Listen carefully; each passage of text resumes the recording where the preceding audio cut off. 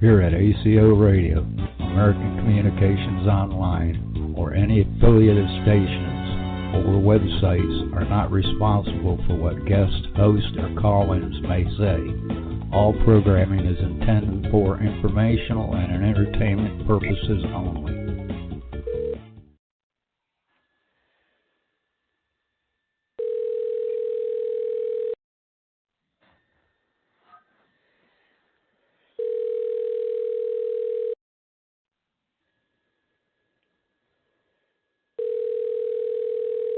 Hello? Hi, Jan. Are you available for UFO Association today? Yes. I was wondering what happened. Lost track of time with reality. I apologize, my bad, but we've got plenty of time. So what would you like to discuss today? We're live right now. Okay, well, recently the government has more or less concentrated the UFO, or shall we say the UAP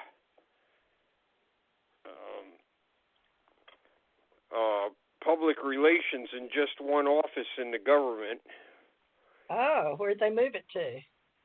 Well, they moved it to DOD. But before, really? You had other, of course, we this had is paranormal desk in most branches. right. So what's that now?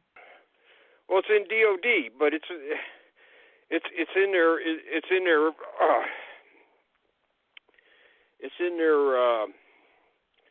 public relations office. Nice. And okay. so they've done that now. Now, what's been happening though? They've been speaking out of all sides of their mouth.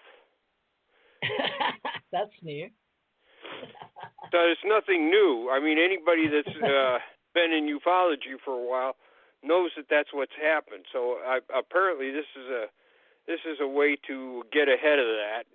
Navy's saying one thing, the Air Force is saying almost nothing, and DOD is saying, well, AATIP was a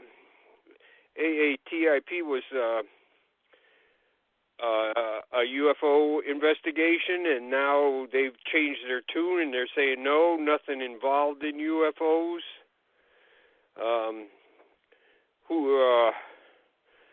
So what I did, I put on. Or let me go back a little bit. We were discussing this online with several other people, and I said, you know what I'm going to do? I'm going to put up a list of when the government has been talked out of both sides of their mouth, and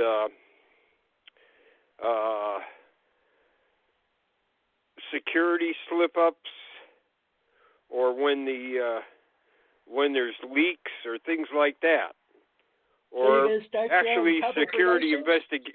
What's that? Are you going to start your own public relations department? No. But no. Well, okay, so if you go to Project 1947 on Facebook, the first part of the list is up there. All right. With a number of things.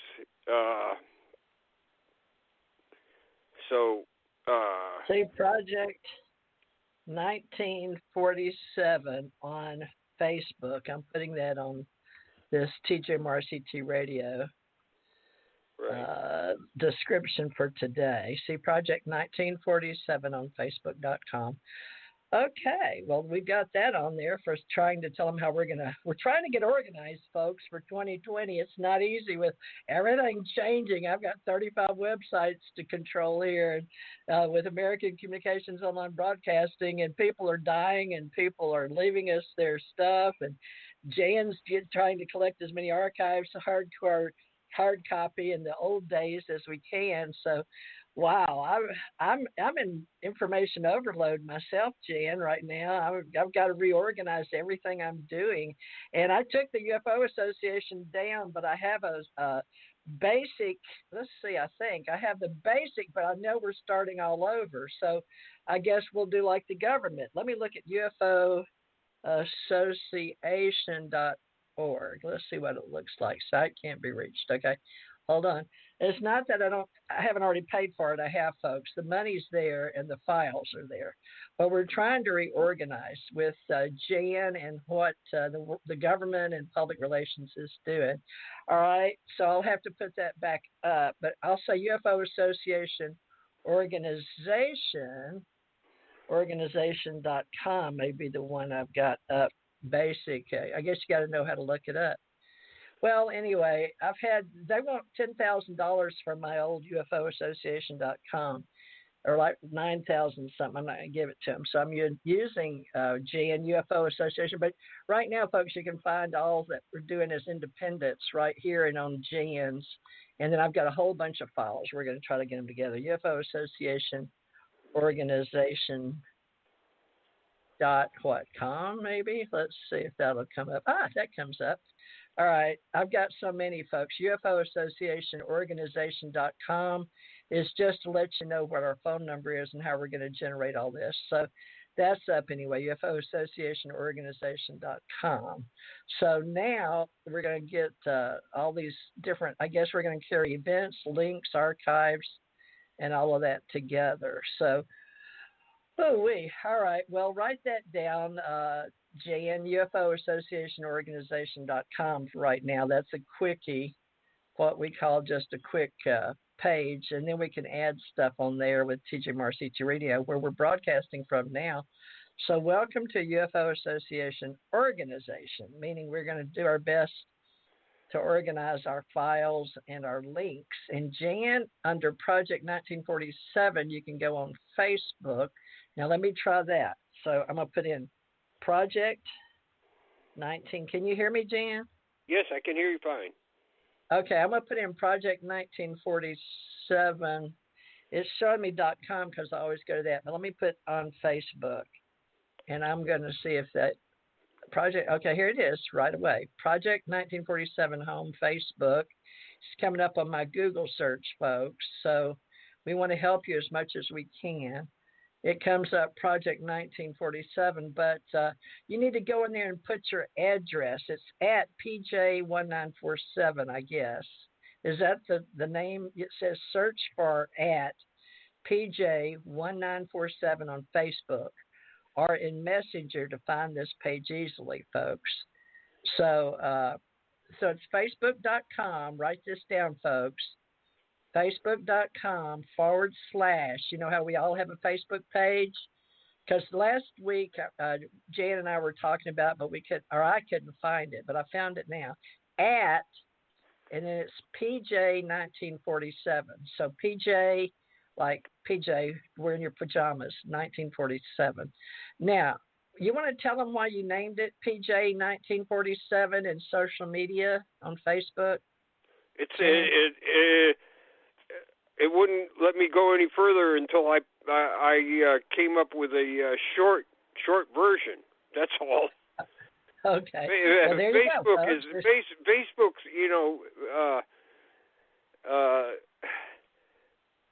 Facebook is sometimes a real problem in using it, because it'll tell you have to do this now or you can't go any further. So I had to come up with a shortened version so I could put some more stuff up there. So that's why I came up with that. Okay, it's asking me why I would prefer to. It's saying, do you want to endorse it or something? I said Project 19. So it says, why do you want to endorse Project 1947? I don't know why it's asking me.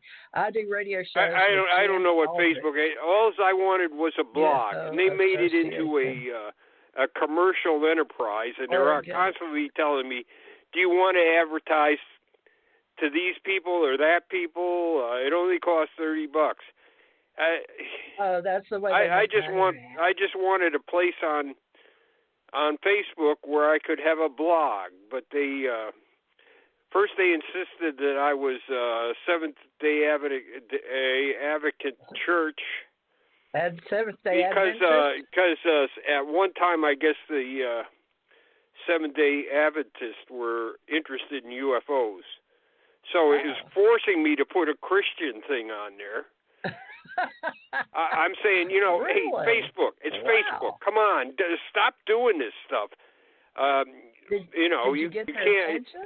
It says what's your blog about? So I said UFOs. That's not allowed. Oh, really? Yeah, they started going to you. I said, okay, scientific blog, not allowed. I'm saying, wow, this was such a hard thing to get up there. Really? So this is. It was it's working fine now, except you can't. They stopped letting you put files on your in your posts or Facebooks. Yeah. On this, at least on Project 47, I tried to put a file up there.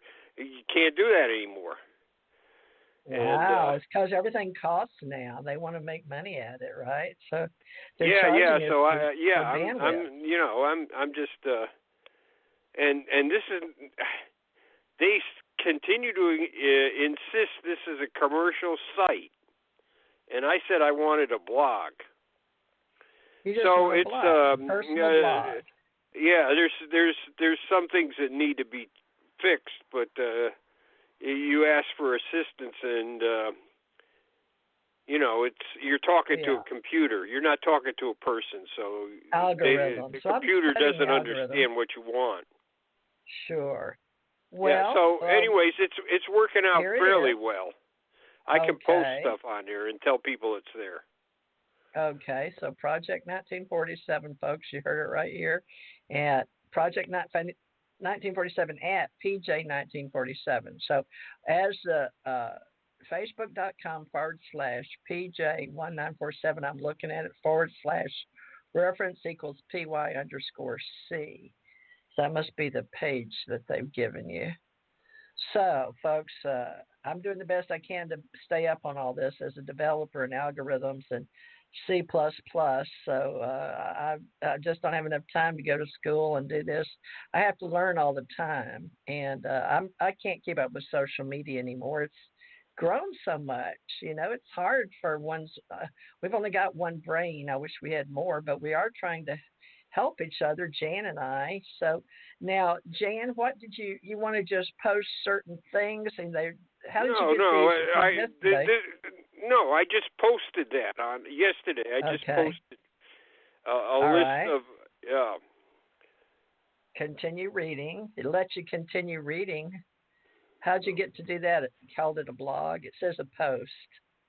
Yesterday. Okay, here you go. It's a nice post. Part 1, comments on various developments with DoD spokespersons, investigations, and security with some historic perspective. All right. Well, you sound like a historian and a researcher. So you've got them numbered nice. 1, 2, 3, 4, 5. Let me see how far down you go. My goodness, this is a lot of research. Right. Goodness. It's not complete. That's just part 1. Goodness, you just did this yesterday? There's 15 points, and he says, Jan says, I agree with Greenwood. You can't trust anything the government says about UFOs. However, there are some I guess these are scans, are they not? You scan these in? 1, 2, 3, 4, 5, 6, 7. No, I wrote those on. I just wrote them in my post. All right, we were discussing this offline. We were discussing this with a number of people that you had a group are in the UFO field, and we were discussing why does the government keep contradicting itself? Okay. So I said, here is some of the reasons right here. They constantly put themselves in a bad light.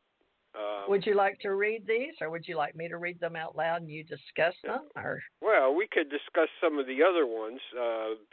I just wanted to let people know that here's the first part of it right there.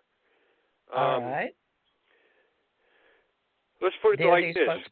Yeah, Uh-huh. Kenneth Arnold had his sighting in the first sight.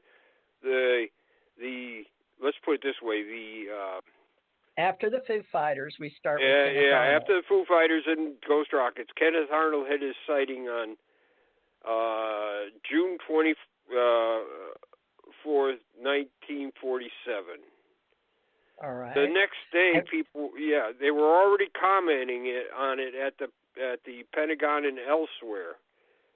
And Fate magazine came out in 1946, so it was prime for that story where it was first introduced. No, I think Fate magazine came out in 48, didn't it? Oh Lord! Well, yeah, it came out in 48. Okay, I apologize. Fate magazine. I knew that it was in that, but I thought. Okay, I'm getting old, folks. It says Fate magazine. Wikipedia. Yeah, it says co-founded by Ray Palmer and Curtis somebody in 48. Okay, my Curtis bad. So Fuller. you were right. Curtis Fuller. So okay, well that's not my first. Curtis Fuller. Yeah. All right. So we've established that he saw this in 46 or 7 then, because we're 47. starting with. Yeah. All right. So 40. The Foo Fighters were 46 the point, prior. Yeah, but that's not the point. All right. A couple of days after, a couple of days after he had his sighting, the military's already making comments about it. Well, we're going to investigate. No, we're not. There's nothing to it. It's a summer silly season stuff, and bring us, if there is such a thing, bring us one. Okay, so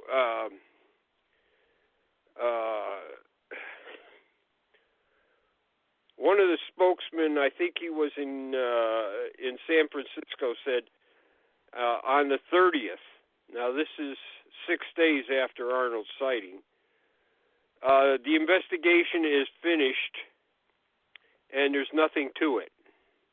Of course, the only problem was UFOs didn't listen to what the government was saying or the Air Force and that.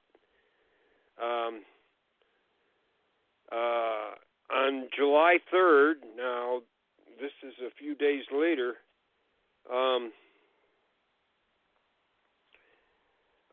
the editor of the Boise Statesman, the aviation editor, the guy that does all the flying news and everything, of the Boise Statesman newspaper, and he was also the he was also instrumental in forming the Idaho National Air Guard. He had done investigations, probably better than the Air Force had, whatever their initial investigation was. But he called General Twining at Wright-Patterson Air Force Base. Since he was an editor of a fairly big newspaper, and also because he was an Air National Guard, Twining talked to him. Now, this is a 3-star general. You don't usually just talk to people that call you up, but he did. And Johnson told Twining, this stuff is serious. And he told him, he said, hey, Kenneth Arnold's sighting is, this guy's a pilot and he's a reliable person. He said, then he listed 5 sightings that that Twining might want to look into, which were all reliable people. So he talked about the forest fire watch on Mount Rainier had seen something about the same time that Kenneth Arnold had, and so this is the 3rd of July. This is just before the 4th of July, the long weekend, and so Twining signed off and told his number 2 man, General Bratnell, we're going to investigate UFOs. He was authorized to do that. He could sign off on a new project without getting authorization from the Pentagon. He could do that under his own authority. And he told Johnson, yeah, I'm doing this, and you can announce it in the newspapers, which Johnson did. And then over the 4th of July weekend, it made the newspapers over and over again because it was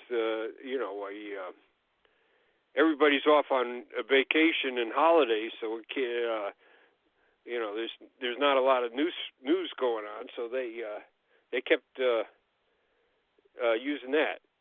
So it went from the 30th of June 1947 to the 3rd of July. It had already changed again. And that's the characteristic of the military all during the UFO era, from the very first to what we're getting right now. Oh, AAITP was about UFOs. Louis Alonso said it's 100% about UFOs, and now the Pentagon spokesman is saying it had nothing to do with UFOs. Oh, my. Very interesting. Very interesting. Wow. So, now wait a minute. Are they calling Alonso a fibber, a disinformation agent, or what? How can they go against? Well, they've even put out a thing that said that he was never in charge. Oh, interesting. So there was never. Well, what did he call his desk or his department? Well, he was in the Pentagon, wasn't he? Right, he was in the Pentagon, and he had. He was like in charge of a number of.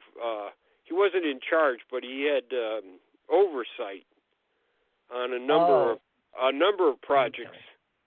But well, that's just a slip of words. Like we say, we go do something, but we're under TDY orders, so nobody can track it down. Temporary duty orders.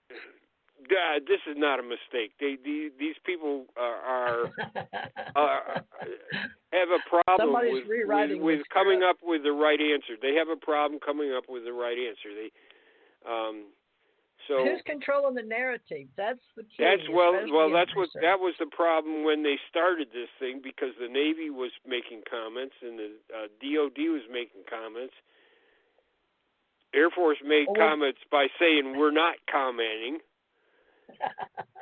Well, we're going to do the Allied Command Organization to include everybody and everything, we hope, including those off planet with our, I don't know if you want to say UFO Space Command or what we're going to call it, because every country, we've got so much space junk out there.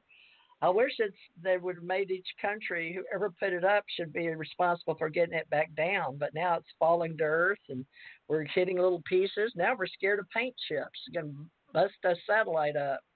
But now we're putting up more and more stuff up there. That's just in our local space, local debris, So this is going to be an interesting 21st century. So not only do we have we have the real 3D deals now that man put up there.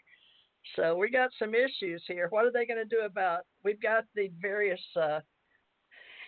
companies, including those that are in charge of the scientists. We have virtual scientists. We have those that are in charge of all the debris. Different companies, different. This is confusing, because our unidentified flying objects and near-Earth objects, and now the space trash, are going to be different people. We have different companies doing different things. So you think we can get coordinated here, at least at a civilian level of understanding? Or, the human factor, us, we, as interdimensionals, well, we're dimensional 3D. Shouldn't we be able to coordinate this ourselves? We're the taxpayers, the voters. Well, now there you are. Good. I don't know about that, but this was just an attempt to explore a few of the contradictions and Well, you should call that this the government has been involved in, and also where things have been leaked out, or people have been investigated, supposedly because they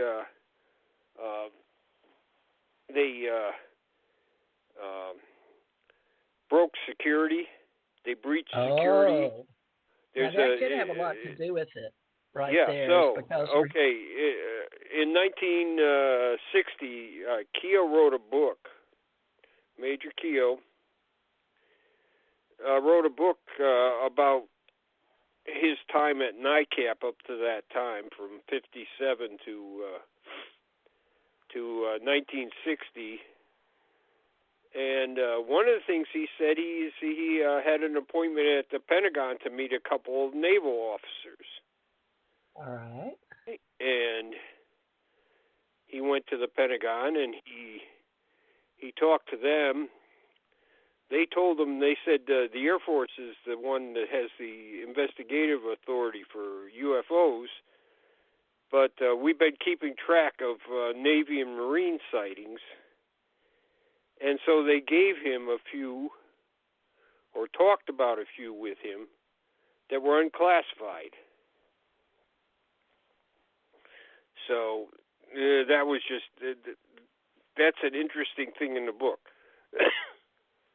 Okay. I guess some Navy guy or somebody that knows about the military called the FBI up, and they said, "What are you going to do about this? It looks like the Navy's broken security. This guy Keogh's got classified information. What are you going to do about this?" So the FBI investigated Keogh.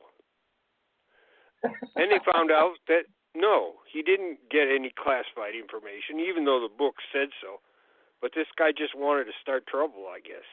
Oh, my goodness. Well, what about Eberhard with UFOs?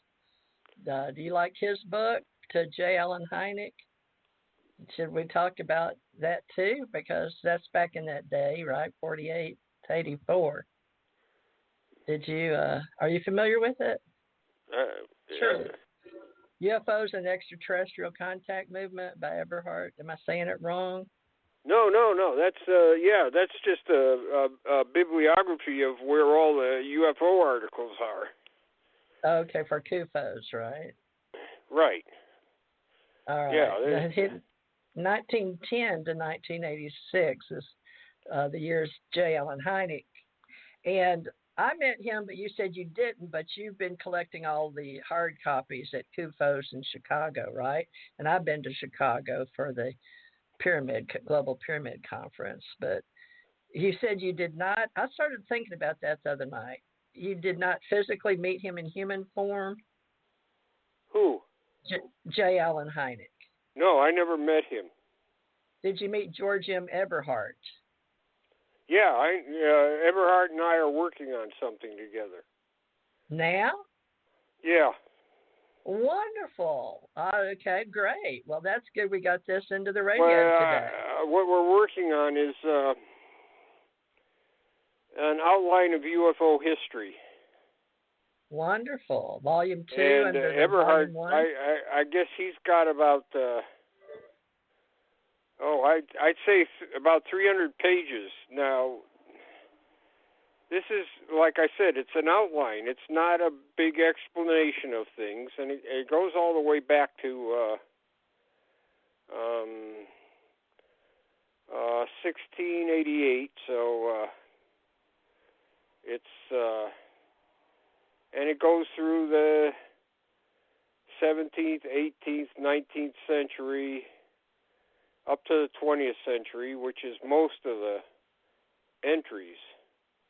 But it's basically events that happened, sometimes historical events, so you can get the context of things that are happening, not necessarily UFO events. Okay. And... I would say, my part of it is about 250 pages, and that just gets us up to 1964, and he's all the way up to 2000. So we combine our efforts together, So Well, the last time it happened, it's got to be way over 300 pages. Is your associate and colleague Barry Greenwood assisting you? No, not Mr. really. Eberhardt? No, okay. No, it's just Eberhardt and myself. Okay. Well, you have so many associates in that by invitation only group, so that you meet in Chicago. Yeah. So I haven't done anything on it for about 6 months now, and he hasn't done anything on it about 6 months. But I mean, we have things that most people don't know about. In 1892, there were a lot of sightings over Eastern Europe, from Germany to Russia, Ukraine, and all these other places. Oh, Ukraine, high in visibility and news these days due to our President Trump. At the time, Ukraine was part of the Russian Empire. Oh. And so they had all these sightings. Now, this is one of the earliest investigations that we know about. So the Russian Defense Ministry, the Imperial Russian Defense Ministry, decided they were going to have an investigation. Now, they thought these things were balloons. So they had a technical section in their intelligence machinery, and so they assigned this investigation to them. The Russians gathered accounts, and since they thought they were balloons, they also gathered weather data. So in some cases they said, well, the winds are blowing the wrong direction for a balloon to be going east at this time. So they just marked those off because they thought for sure they were balloons. Well, were we working with the Russians, or is this no, nobody was working with the Russians. War? This is just the Russians doing this on their own. Oh, okay. So you have files of the Russian files as well in your Project 1947? Well, I have some material from Ukraine. Really? That's most interesting in this day and time. So the ufology and UFO research and extraterrestrial contact project crosses over into Ukraine as it does anywhere in the world. Would you say it's more unity in UFO files, people that do the work? Well, we have things like language barriers, and for the longest time, the Soviet Union, it was impossible to do much work in there. The historical records weren't easily available and things like that. So,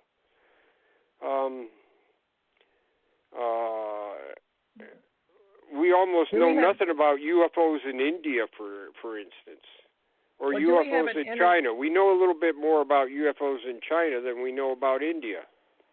Who is our point of contact? Because we've had some incidences in India over people that want to speak in India and be told to come back to America. Ken Johnston was one of those gentlemen.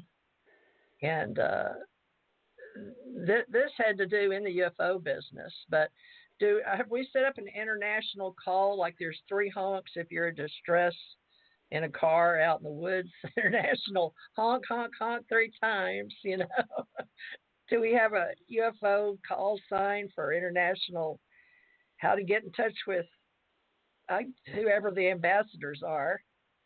Us, I guess, for the UFO Association, or should we establish each country a point of contact to help us? We've got plenty in India. What do you suggest? Can you add on your Facebook page? I don't know. first of all, you got to find reliable people. Okay. Yeah. Well, that's not. I don't know anybody in India. I don't know anyone in India. I have plenty. We even have family relatives, so not a problem. So But I don't know the anybody UFO in business- China. I don't know anybody in China or Indonesia or We can do South China, Africa. I India. joined a group in South Africa, but they're not interested in doing anything like looking in newspapers or stuff. Okay. They're just I see the interested about, difference in clipping services. speculating about the aliens. They're not interested in doing any kind of research.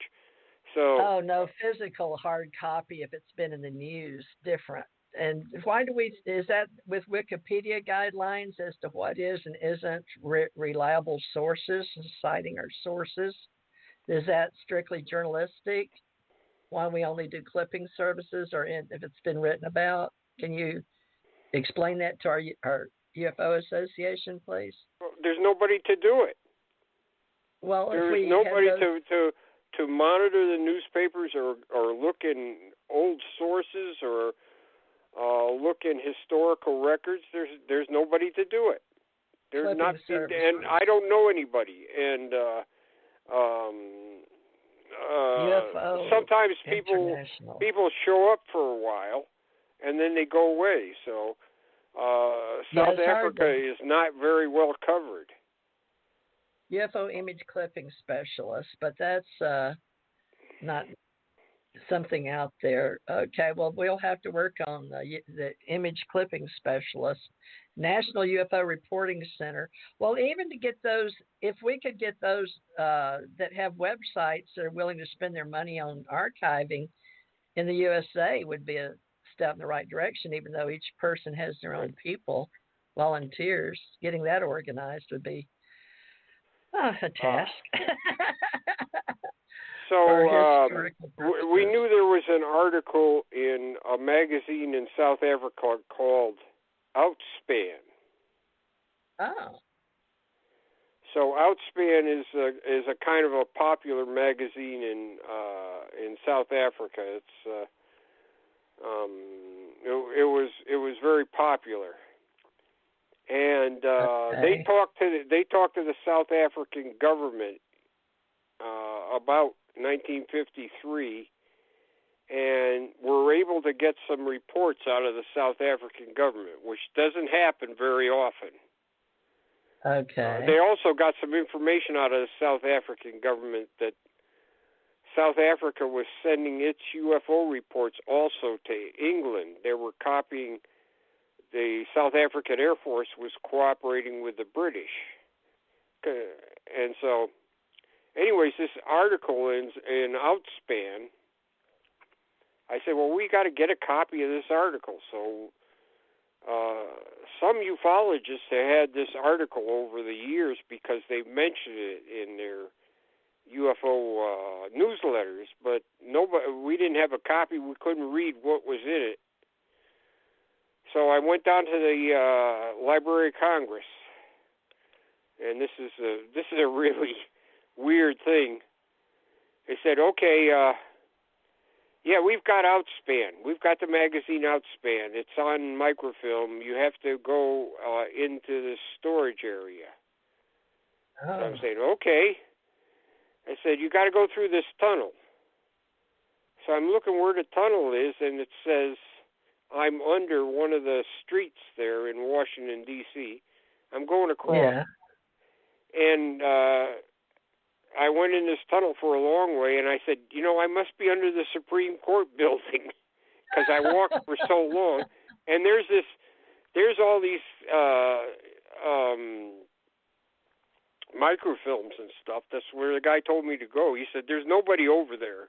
You just have to go in there. It's unlocked. You can go in there, and you can look for what you need, bring it out here, and you can look at it on microfilm. And I said, okay. So I went over there. I found Outspan. There's a box of Outspan on microfilm, but it doesn't go back to the right time. It didn't go back that far. So then so that didn't help out any.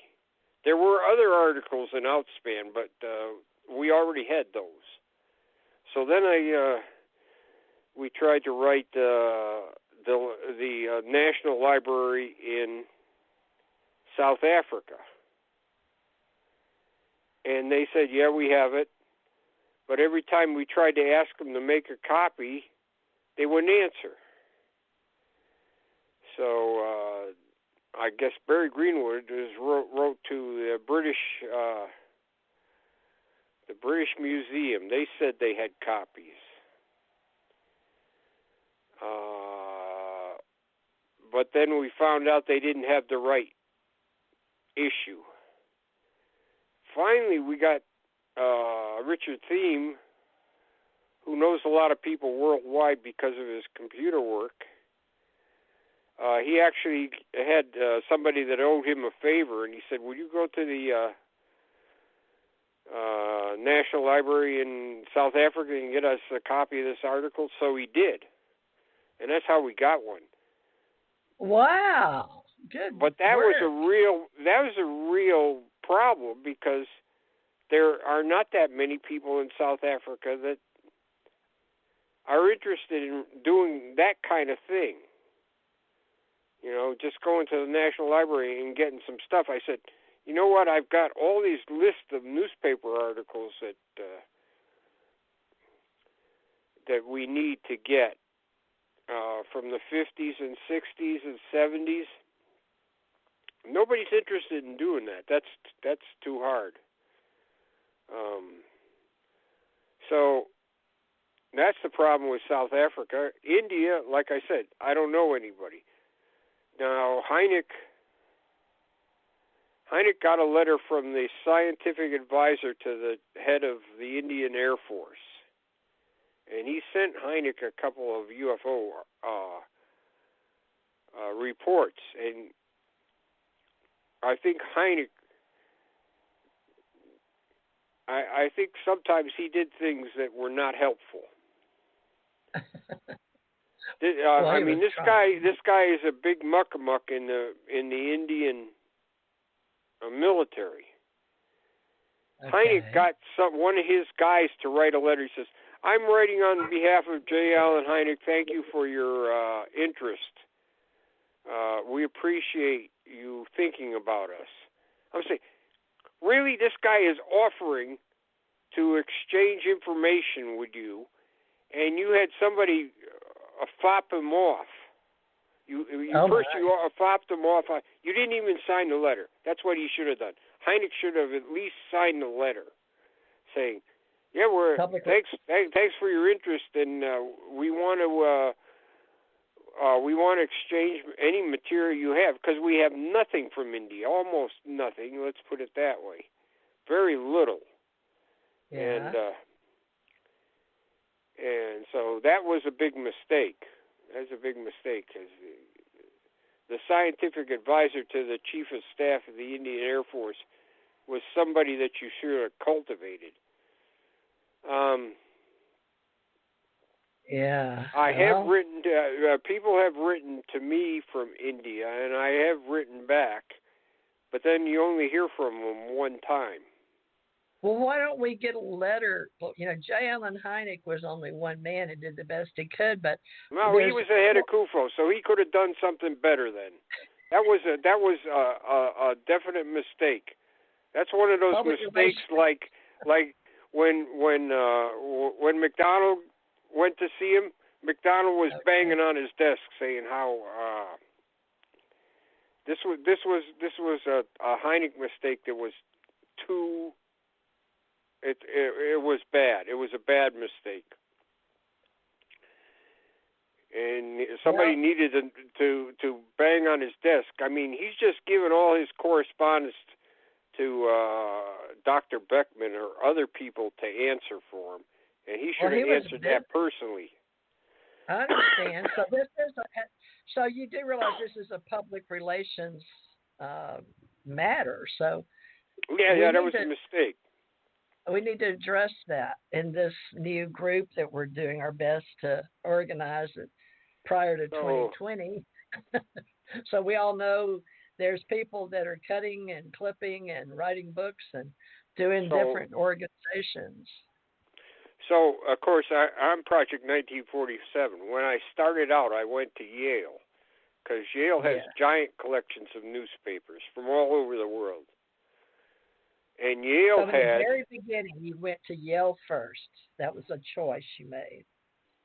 Well, Yale was, it's here. It's right close by. I went down there. Okay. If you're not a Yale student or faculty, you can't use the library unless you pay a fee. So I paid a fee to use the newspapers. So they had Chinese newspapers. There were, before the communists took over, there were a number of Chinese newspapers in English. There's one in Singapore, and there's one in I don't think there was one in Peking, but there were several others in English. So I looked at those, and there were UFO cases in 1947 in China. Kind of amazing. In fact, in Hong Kong, they said there were rumors that the RAF had planes up about the 15th of July chasing UFOs. Now, I haven't ever been able to, it's just like a one-line thing. I've never been able to confirm that otherwise. But that's just, so that, there was, like I said, there wasn't very much in English. But then recently, Barry Greenwood, he's got hundreds of Chinese items from Chinese newspapers, because the Chinese are dispersed all over the world. And these are all in Chinese, though. You put them in a translator, and all you get is a bunch of goofy information. So I guess Chinese translators aren't doing that well yet. Now, just the other day, I got a letter from somebody in Holland that said he would like to translate some Dutch UFO material into English. Well, that would be good. Yeah, that would be good. We've got some material that we could use him for. Janet's here. I'm going to let Janet of Hawaii has joined us. She runs one of our UFO groups. Jan, you've talked to her before. She's a radio host. Janet? Yes. Yeah, hi. Hi, how are you? Oh, I'm doing great. Just checking in for a little while. I just wanted to give you a heads up. When my roofers come back from their lunch, they're going to start pounding again. I'll probably just go on mute and won't be able to contribute. But I'm just checking in, saying hi, and catching up on what you guys are doing. So you're talking about getting different UFO sightings translated into English so we can understand them? Yes. Is that what you were saying?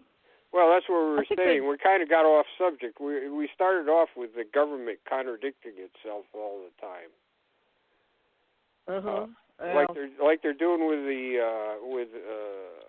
AAITP. The government says, first of all, it was a UFO. It did study UFOs. Now the spokesperson is saying no, they didn't.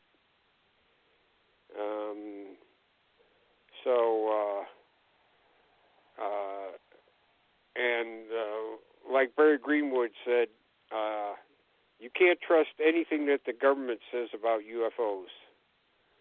And I went all the way back to 47, like I was telling her, back to 47. I put up a number of examples. Now, we weren't just talking about contradictions. Some of my colleagues and I, we were talking together on this subject, and we weren't just talking about contradictions. We were talking about places where the the government had started security investigations against people that had supposedly broken security about UFOs.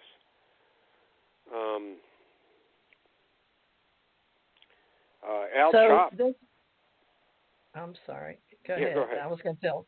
Well, you were mentioning Luis Elizondo and the study of unidentified flying objects as Advanced Aerospace Threat Identification Program. Now, that said it was formed in 2007. Have you gotten but it was dissolved in 2012. Have you gotten any data that you can substantiate separate from Luis? No, because everything is contradictory. I have no data on this. This is a big pain in the neck, and the government is a pain in the neck. And let me tell you, to a certain extent, the TTSA is not very helpful here, and Elizondo sometimes isn't very helpful. He could talk for a long time and say not very much. I was called to Daniel Inouye's office in Hawaii about this stuff a long time ago when I was over there. Yes, and he was interested in this stuff. Yes, he was. So he was working with people back in the day while I was over there. But now, are you saying that they're not saying that Robert Bigelow is a DIA contract or anything to do with that? Because that is in the history now, at least. What do you mean the history? They keep saying it. They just said about. They just put out a clarification a few days ago saying AAITP had nothing to do with the UFOs. They just put that out a couple of days ago. Okay, so are they saying it's just it has nothing to do with UFOs. That's what they said. Okay. I'm wondering if they're separating the space No, you don't need to do this. You don't need to say, I'm wondering if. No, they put it out because they've asked them over and over again, clarify this statement. So that's what they did. It's not. They clarified the statement. Okay, so there's no wondering. AAITP is not government affiliated, even though. No, they didn't say that. What did they say? They said it had nothing to do with UFOs. Okay. Well, that's not how we understand it all these years in media. Well, it's just been 2 years now since we've known about 2 it. Years. But here's the thing. Elizondo at Huntsville said it was 100%. That's the only thing they dealt with was UFOs. Luis Elizondo. Okay. Well, right. At least he gets. Yeah. So that's. Like I said, that is one of the contradictions that's been going on since 1947. All right. They start and they stop and they change. Change is inevitable. They stop, they change. They say they don't have things and then they find it. In 1947 in September,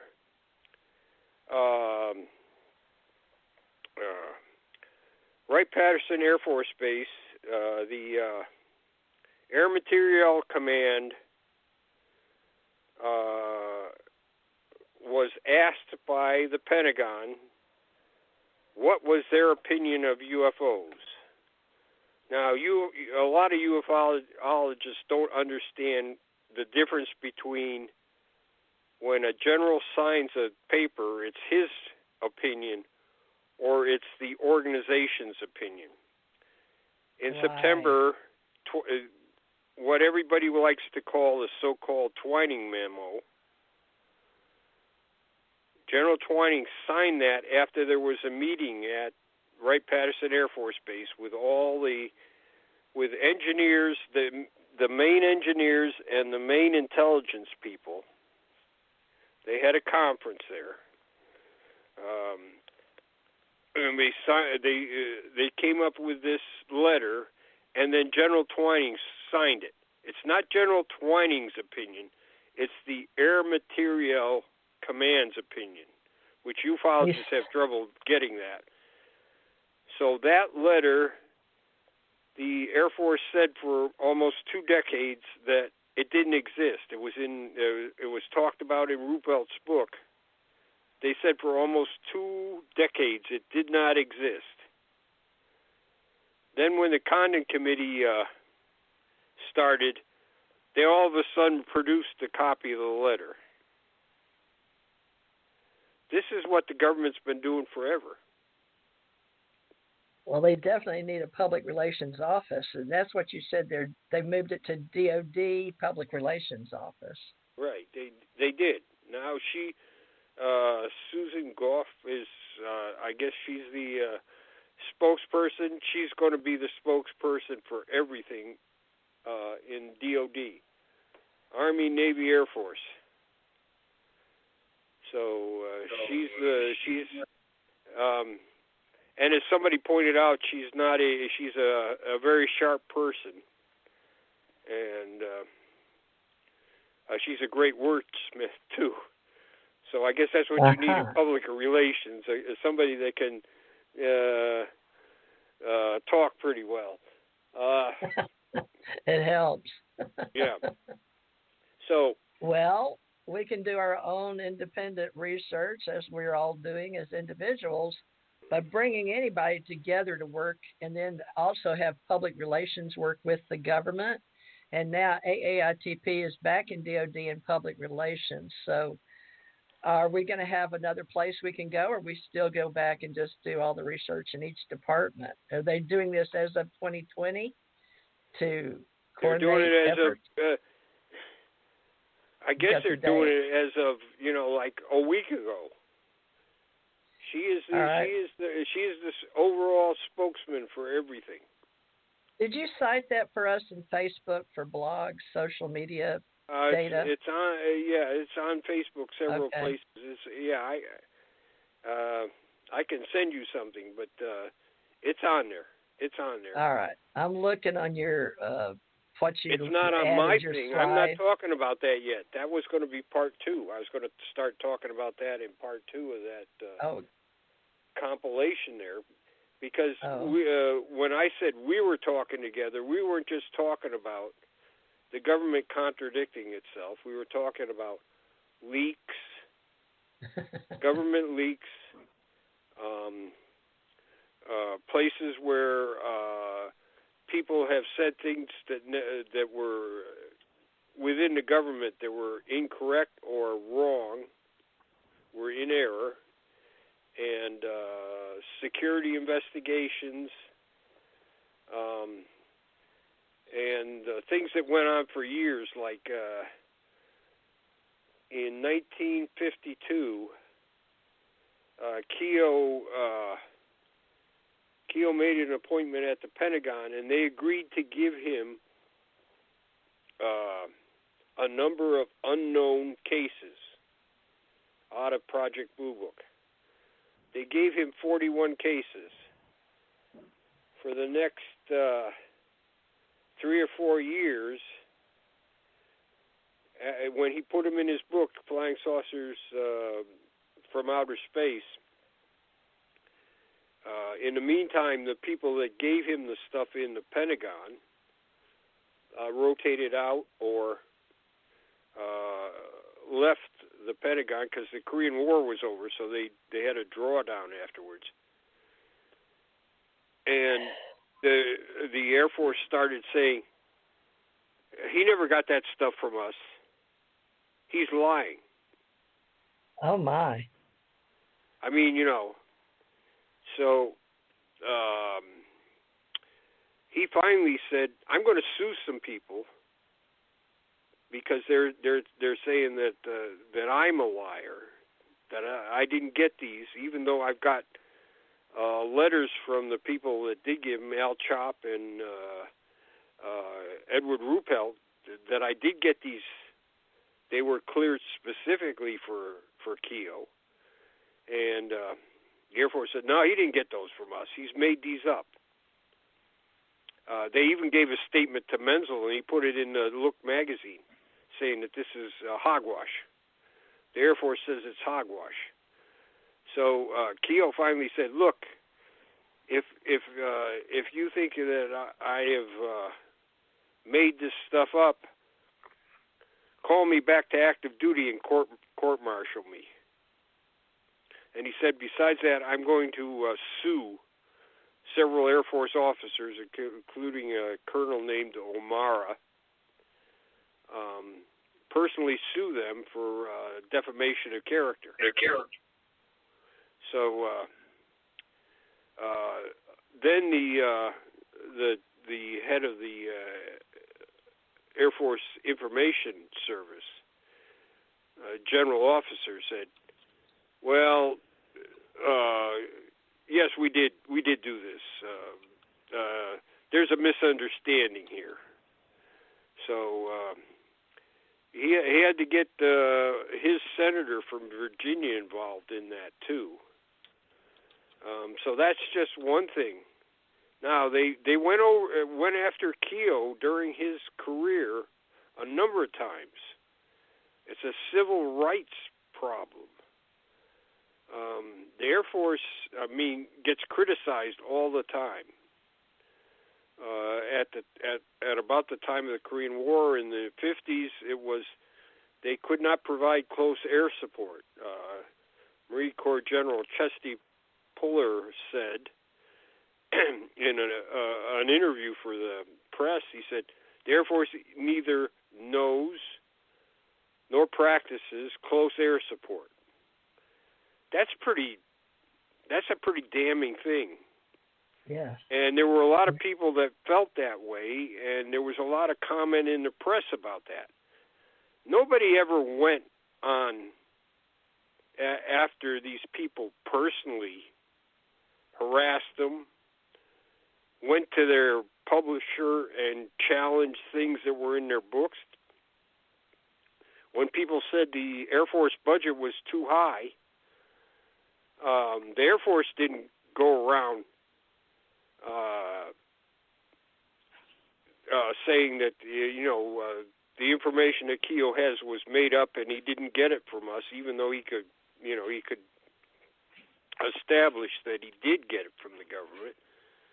They went after him personally as a private citizen. Like I say, the Air Force budget's too high. I feel like that's something the Air Force would want to answer, and really go after somebody. But they didn't. It's just okay. That's his opinion. Yeah, right. But with Keogh, apparently, if you contradict the Air Force on anything, it's not allowed, and we'll go after you as a personal thing. It's like they're hurt. They're personally hurt. I never understood that, and I never understood how people at the time could not see that this is a really it was a civil rights issue, quite frankly. This is a freedom of speech issue. The Air Force insisted on controlling the Armstrong Circle Theater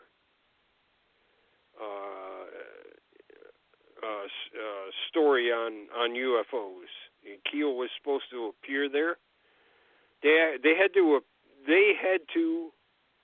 approve what everybody said before they would agree to participate. They had veto power over what everybody said.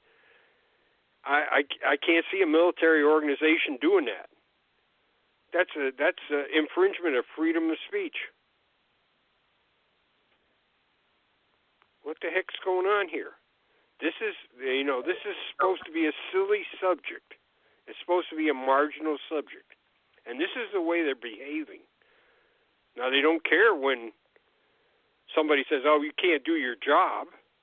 You can't provide close support. They didn't care about that. That's just a difference of opinion. But they actually went after Keogh for years, like this. And internally, the things they said about him were just unbelievable. So we were just discussing that. That's why that list on Facebook is just the first part of the list we were discussing. It wasn't just. Right. It wasn't just the contradiction about what does AAITP really do. It was all during the whole span of the UFO era. Janet, just so you know, Facebook.com is, then you go /PJ1947. And then he discussed it with a lot of people. Wait a minute. Okay, wait, where do I go? Go to Facebook.com. I'm on Facebook. His page is /PJ1947. And he's made that as his blog to discuss things such as topics he discusses with many other people in the social media format, such as Facebook. So he has a post Project yesterday. 1947. Yes. And if you look at his post yesterday at 2:26, this is a good thing that he had noticed or came up. Can you cite your source for this? I don't know if you'd call it a controversial topic. You have some aggressive feelings about it, I can tell. Because they've changed AAITP into DOD now. And he said we could discuss that. And he's got this in this project. Oh, there goes Janet Saws. Janet, you'll have to let me put it on mute. But Janet, so you know, and then I have another show to They're do back from lunch. after this one. Right. Yeah. And then I have a show at 3 o'clock. Yeah. But go ahead and look that up. But you just see right there, that's his, as of yesterday. He did a really good job of putting several numbers. Part 1 comments on various developments with DOD spokespersons, investigations, and security with some historic perspective. Okay, I need to put an R in security there, Jan. So you can tell we do books, and I make mistakes all the time. So 1 through, I think it was 15, and then I guess we're going to have to do a story on that. This looks pretty good, Jan. And you've got a slider here. Did you know how to add the slider with your pictures, or did it do it automatically for you? What's that? You've got a slider in your document. The reference to Project 47? Yeah, it has continue reading, and then you have a slider on there. In developing, we call that a slider. Okay, whatever that is, it's an article from Project 1947 online. So, Seattle FBI UFO reports. So you cited some documents. It says, I agree with Greenwood. You can trust anything. You can't trust anything. You cannot trust anything the government says about UFOs. But then he has a slider here, folks, with several documents here. Now, there's 15 points that have come. Janet, that was in a conversation. And so Janet would be interested, I'm sure, because Luis Elizondo, we've mentioned several times with AAITP, and now it's going under public relations in DOD. So back to DOD. So will they be in the Pentagon? Will this? Tell me your insight on that. So AAITP will not do UFOs, period, or UAP. No, that's not what I said, and that's not what. No. They never handled didn't do anything with UFOs. That's what the DOD is claiming now. Interesting. Just not. Elizondo said they were 100%. Huh. And then now they're saying, no, we didn't do anything. We were advanced aircraft threats. the next 40 years, we're looking at problems in the U.S. in other countries. So I see. It's a play on words. It's not a play on words. They're lying. One way they're lying or another. Either it has something to do with UFOs or it doesn't. Unidentified flying objects, and then we do an unidentified anomalous phenomena, and we've seen Hillary Clinton UAP or whatever. Yeah. Yeah. Either UAP. it has something to do with this or it doesn't. So if you make a statement at one point, I'm not talking about Elizondo's statement, but I am talking about DOD did make a statement at one time that yes, it was. So then Glassell, a Swedish guy, and John Greenwald, Black Vault, asked for further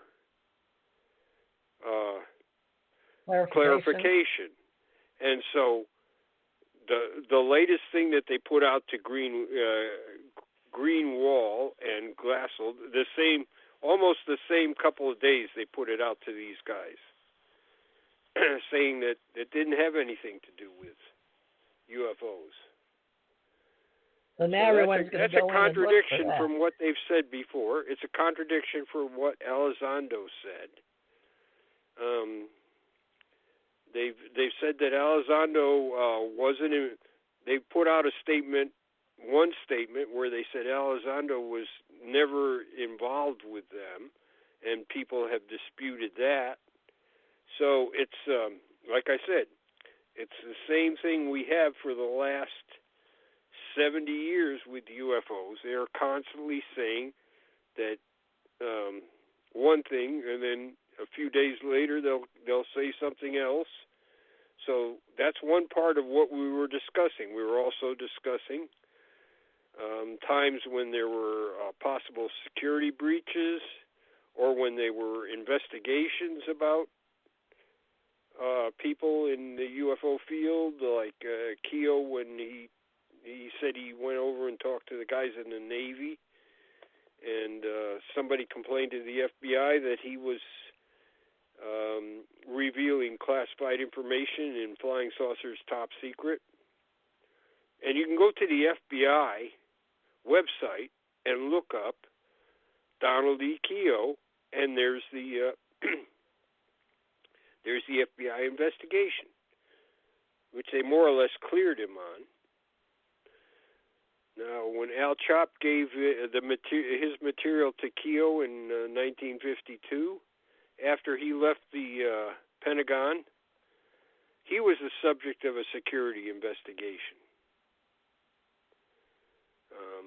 And they said he was guilty, but we're not going to pursue it. So, Keogh, like I said, he had to threaten to sue certain Air Force officers and get his senator to involved in this. And he also demanded to be called back on active duty and court-martialed if he was lying, if he was giving false testimony. So finally the Air Force had to say, yes, we did give you 41 cases from Project Blue Book, which were at the time termed unknown. But they had been saying that he made them up, that his claim that they came from the Air Force was, I think it was Menzel that said it's hogwash. Menzel was given that statement to use in a magazine article. So this is,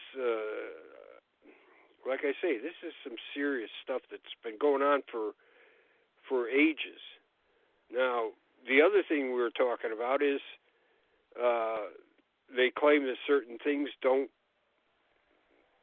have them, or they've lost them, or they never existed.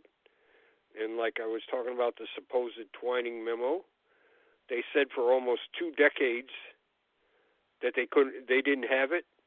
There was no such thing. When the Condon Committee started, they produced it. And when I went to the National Archives, I was able to find copies of this in a number of files. It existed. But the Air Force contended that it did not exist. So that's where that list started from. Now, sometimes it may just be a mistake.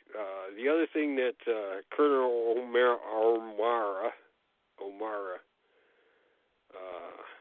talked about was before Sputnik went up, Clyde Tombaugh, the astronomer that discovered Pluto, was doing a search for natural satellites around the Earth and the Moon. He was doing a search. He got money from the Army to do this research. And he gave a talk before a astronomy class at the University of New Mexico, and some of the stuff leaked out, and so he was quoted. He wasn't quoted, but his professor and mentor was quoted as saying, "There's secret satellites that are seen around Earth." And so what would the origin of those be, obviously? So it was in Aviation Week also. So when somebody asked Colonel O'Mara out at Project Blue Book, he confirmed. Yeah, that's true. That's true. Well, of course, he had no way of confirming that. What he said is actually, I've read it. What he probably meant to say was, I probably read this in a newspaper, but he confirmed it. He said something else that was very strange. He said in 1954 they were getting 700 cases a week, and that's not true. They were not getting 700 UFO cases a week. About every week, the Air Defense Command investigated 700 pickups on their radars or by the Ground Observer Corps, and as they investigated them, they whittled that 700 cases down to nothing, to very, very low numbers. So they were not getting 700 UFO reports. They were getting several hundred objects in the sky that they couldn't immediately identify. Sometimes they'd send planes up to intercept them, and they find out they're balloons or something like that. So, are you that was citing probably a personal, by Colonel Merrill, personally putting out that information that he didn't have any way of backing up. But at the same time, he also said that Keogh never got anything from the Air Force. So he was one of the targets that Keogh was going to sue. The Pentagon made him write a letter of an apology to Keogh.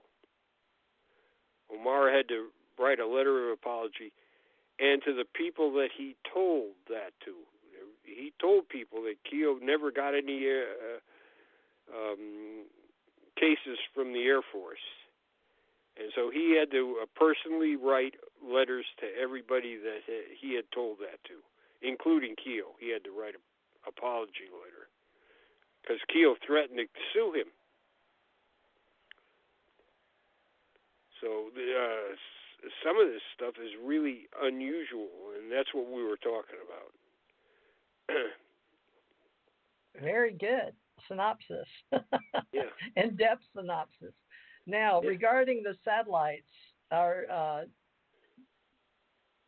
with our reports and multi-data that we're collecting and featuring in our archives, Is at least an annotation done for the 2,218 satellites that are currently orbiting Earth? Do you have that anywhere cited? So someone is keeping up with what is there, or do you leave that up to? Well, NORAD is keeping up with what there should be. There is a list of satellites at any one time. Now, I don't know if they go into the small stuff, the junk that's just running around out there. Well, there has to be. Yeah, we have scientists keeping up with that, but in different groups. But I can't cite them right now. But this is going to be a lot of work to do. The UFO Association with proper. There is a guy that does keep track of the reentries. The data reentry. Do you know? When the satellites come into the atmosphere and burn up, he does keep a record of those. Right, and then we have some museums of space junk that's fallen to Earth, various places, and some are huge that aren't burning up. So we need to enclose that as it is unidentified flying objects. To be quite honest, a lot of them. Until it isn't. It is till it isn't. Some of the aluminum is even falling, and it's supposed to. We thought aluminum would burn up, but it's not. So this is another form of intelligence that I don't know how they're going to collect all this. If you're saying today was about AAITP and you're starting your blog based on the fact that AAITP says they never had anything to do with UFOs. AAITP never said that. AAITP hasn't said anything. They have said nothing. The Defense Department said that AAITP never investigated. Department of Defense. Okay, well, this is interesting. We need to get that source. Office Space Force. of Public Information. All right, DOD. So Space Force becomes sixth branch of Armed Forces. Is one of the last things I looked up under DOD, and that was a picture of Vice President Mike Pence at the Pentagon, August 9th, 2018. So I'm behind on doing my Space Force and what's what at the DOD. Now, do you get any? Do you use the DOD newsroom? No. All right. No. So where do we get this speech or this latest article? Go on to Black Vault. Oh, go to John's place. John's place, because he is, and he acknowledges that he's not the only one that got this answer. Oh, so Swedish guy got this answer too. Oh, John cited this. Okay. Well, yeah. He has me in his black vault years ago when I was way long, probably 2006 or 7, when I was explaining classified from. But he cited my source on UFO Digest in his black vault. All right, so folks, we're going to refer you to Black Vault, and they have a Black Vault radio hosted by John Greenwald Jr., but they also have Black Vault, which is, I'm trying to find that because my computer took me It's on Facebook. Picture. Oh, you it's even on have Facebook. He has There's several. He talks about getting that letter from DOD several places on Facebook. Okay, well, I'll just put Black Vault Facebook then. Or John Greenwald. Says I'm following it. Let's see, restricted area, authorized personnel only, photos. So he covered this extensively. He's got videos. He's got a nice Facebook. Help continue the Black Vault possible, $1 a month. So grateful for the Amazon reviews on his Inside the Black Vault. I'm looking to see where he may have put in that. Does he have a Black Vault blog? He's got a Facebook page. Well, I'm on it right now. I'm just looking for anything that may. I'll look at his it should post. be, like I say, it's about 5 days ago, 7 days ago. So help continue to make. I don't see anything on post other than here it is. So grateful for the. No, this is thankful for his book yesterday, 2 years ago. Today, political about secret Pentagon UFO program. 2 years later, the Pentagon says there's no UFO program. The guy claims to have been the director right of there. it. So yesterday at 4:10 p.m. is what you've been citing and talking about. Okay, I'll like that, and I will share it. Folks, share now public, so people will know we're discussing this on our radio show here with Jan Aldrich, who is helping us so gratefully with the UFO Association and getting organized on our radio programs and all this thousands and thousands of people, if not millions, that work in this UFO community. And we have UFOassociation.org with all these Facebook pages. Now, we're going to be linking more of our various people around the world. Now, Jan, you, Eberhard, I mentioned him in the beginning, but you said you are doing a project with Eberhard that is for exclusive data. Will you include that in one of your books with Mr. Eberhard in this movement we've got going on? I'm gonna put it on Project 47 when I get it more, go through it and get it in a better format and everything, or better, try to scrub all the errors out of it and things like that. All right. What about letting him use it in UFO and the extraterrestrial or alien contact movement in his book, in his PDF? Well, that book is it's a 2-volume series, and it's about 30 years old, I think.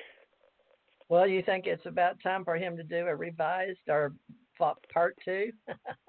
He's got. I don't think so, 2. because it's hard to get a UFO book published, especially if it's even a little close to serious. You don't have a publisher. What? Dick Hall had a lot of finally Scarecrow Press, which I think published Eberhard's thing.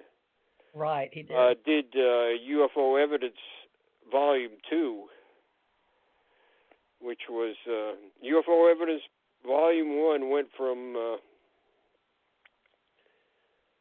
basically the Foo Fighters up to 1963. So Volume 2 went from 64 up to the 1990s. And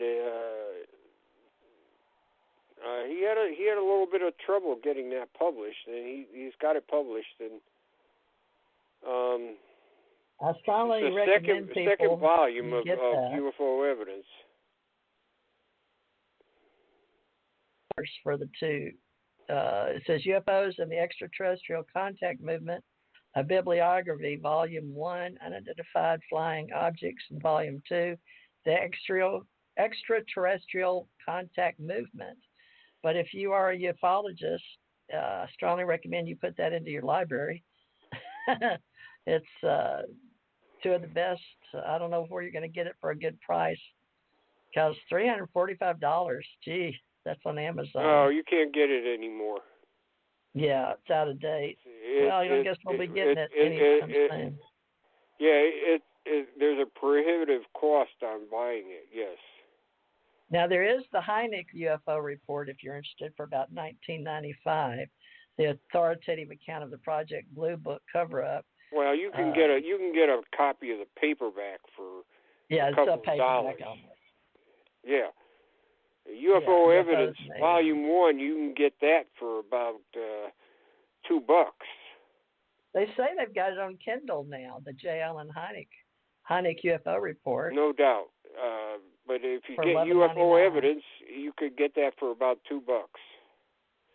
And it'll be clean and new. Project Blue Book is $9.99 on Kindle and $17.96 in a paperback. Do you have a hard copy with Brad Steiger of Project Blue Book? No, and I wouldn't recommend that to anybody. Okay, it says by Brad Steiger and Donald Schmidt. I would say that the Ruppelt's report on unidentified flying objects, which a lot of people have never read, and that's the... I did. Yeah. Well, yeah. If you then you know I'm that old. yeah, it's important. But everybody I talk to said, "Oh yeah, I have a copy at home. I'm going to read it sometime." And the UFO evidence, that's another one that's I think a must read. Although some people say, well, it's confusing, but I don't find it confusing. And like I said, both of those are so cheap. It's almost criminal. So. Do you cover the Thomas Mantell case in 48 in Project 47 in depth in Kentucky at the Godman Field? I got a little bit about it. It's not. It's a Who classic. covered that? Everybody knows about it. So you can, what I cover is things that I found that are not that well known. That's basically what I tried to do. Things that are new discoveries that have been sitting around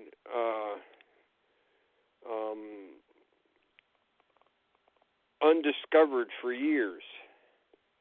That's the kind of stuff I do. I don't do the well-known cases much.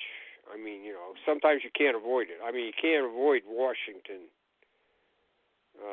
Well, Janet, you got a question for him? Because I've got to go to the next show, but we got about 5 minutes. We started late today, Jan, but I guess we can catch up. Now, do you want to do next week? Yeah, I could do next week if you want, yeah. It's the day before Christmas. That's okay. Okay, Janet, you want to get involved Hi. here with Jan? Got anything you want to leave on? I thought it was a great show. I was listening. I couldn't really talk or leave it on because of the noise over here. We got a little wall of the noise, but it's coming back right now. But I want to thank you for everything you did today, and I guess we'll see you next week. And have a nice holiday. I know I've got to run to a show, and so does TJ. So, that's about all today. Thank you so much for inviting me. And Janet. Okay, Merry Christmas, everybody. Thank you, Jan. Yes, now, Jan, do you know about Bob Brown? You've got him, Janet. We booked Bob Brown of the Laughlin UFO conference, right? Bob Brown is scheduled for this Friday with you on the 20th. Ronnie Dawson is on with us on the 19th at 4 to 6 Eastern. And Bob Brown will be 8 to 10 Eastern on with Theresa J. Morris. And then he's coming back again on the 26th with me and Theresa. Hopefully my roof will be done by then. Should be. That's what we have coming up. All right. So, and Jan Aldrich is a huge orator and doing a great job with oral archives and handling a lot of things. And this was more current. We were started over sort of, but we've got all the way up to 9. So this is actually starting over again on this will be more, this was more update, but I will put book 2 and I'm going to put episode 1 for everybody. So this started book 1 today. No, book 2, episode 1 today, Janet, for oral reports. And just so you know, Jan, this will begin, this is like the forward to your second book in archives, episode 1. So we're going to cut them off at 9 or 10 chapters, Janet, because this is a lot for anybody to transcribe, if you know what I mean. Janet and I, we'll put it on YouTube and we'll get the transcription already transcribed. That's the plan, right, Janet? Our book? Well, you still have to go over it because they don't always get all the words right, so it takes editing. Okay. It's not like you can just grab it and go. But at least it gets, if you were to get a transcriber, this show would cost $500 to $1,000 for a transcriber, to do all the episodes. So we're doing it the quick and easy way that what we can afford because none of us are rich. So. Tom told me that he is able to hire transcribers at really low rates. There's just people that want to do this kind of stuff, especially in the Midwest. Well, if you have any of that information, please email us. Email me at aquarianradio@gmail.com because that'll help us get books out fast. Well, I think he just said he went online and he was able to find a whole bunch of people. Now, some of them take a little longer than others, but he's been transcribing. We have over 200 oral histories. Wow. That Tom has done. I've helped on some of them, and he's slowly getting them transcribed. Well, good. Yeah. Tell Tom to grab contact these. Me then. Yeah, and then we can get them done. But we'd like to have them, so there we go. All right. Well, we'll Tom. What's Tom's last name, Jan? Tulane. Tom Tulane. Is he on your Facebook page? Go to Sign Oral History Project. Okay. Sign Oral History Project. And that's where we'll find him? Yes. All right. Okay. Sign Oral History Project, May 1999. Janet, and then we'll find Tom Tulane there. All right. Well, thank you very much. We'll keep helping everybody. Thank you, Jan. This is quite a good job you're doing here, and we look forward to next week. So thank you. Okay. Everybody, see y'all next week, same time, same station. Thank you, Jan Aldrich. Thank you, Janet Lesson. And people are asking me if I'm ready to go on the other channels. So we're heading over to revolution.radio, folks. Thank you, Jan, right here on TJMRCT Radio with ACO Radio. Thank you, everybody. We're getting out of here now.